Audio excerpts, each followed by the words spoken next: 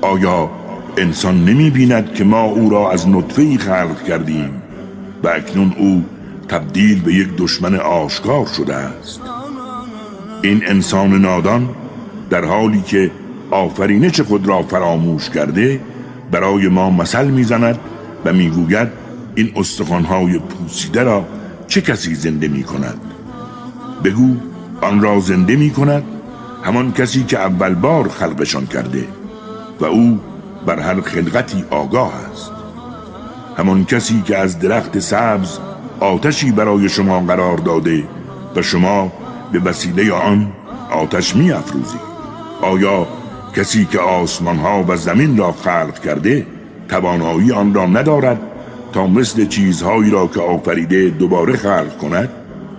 آری، قطعاً می تواند، زیرا او آفریننده‌ای داناست.